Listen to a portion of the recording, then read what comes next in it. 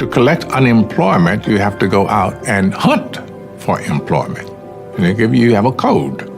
And mine was as a clerk typist, so you go out and you look for work as a clerk typist. And one day,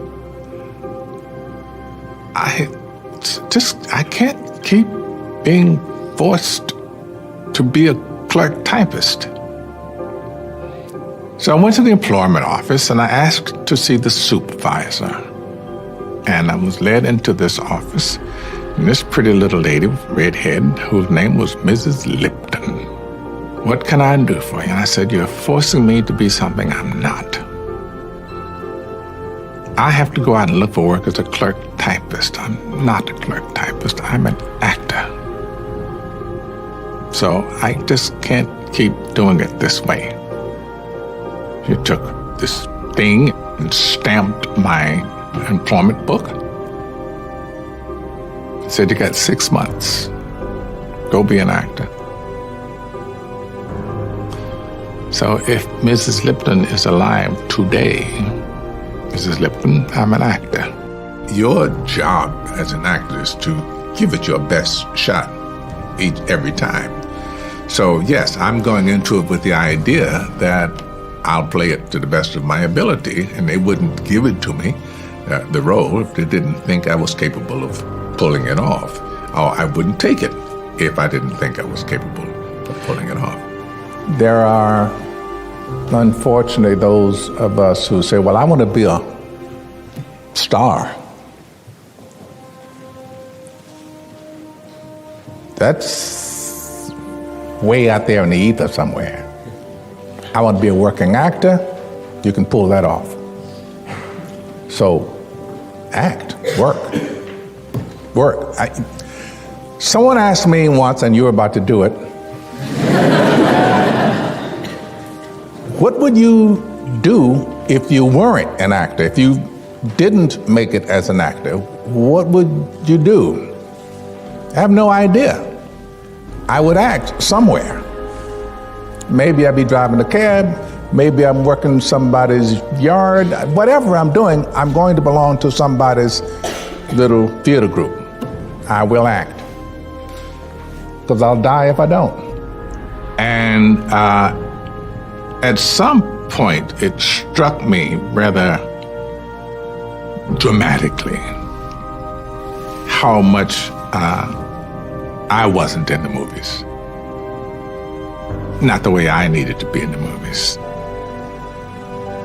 And if you look at a lot of the disaster movies in that period, the only people left on the planet were white.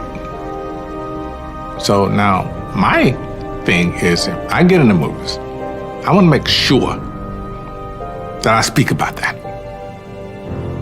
That if I'm able to do it, I want to talk about it. So there was a period there in the early 80s when I didn't get any work because I would ask these questions.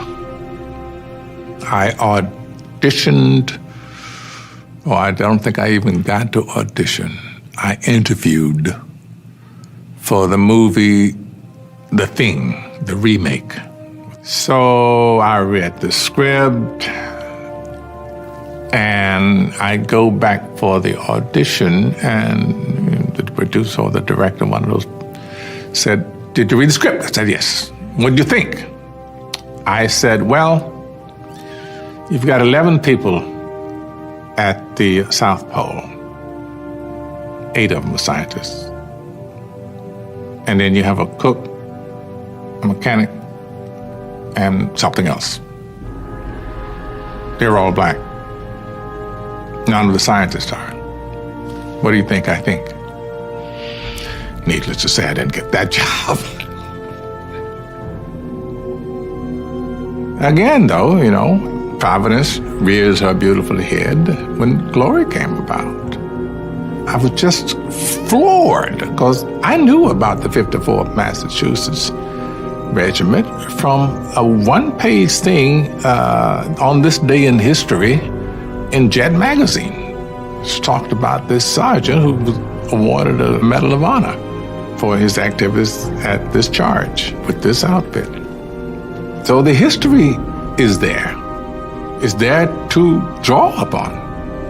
But we can ask ourselves, me, black people, why don't we figure more in it? I need something that's going to engage me, that makes me sit up and think. I refuse to take part in anything that is going to denigrate a people.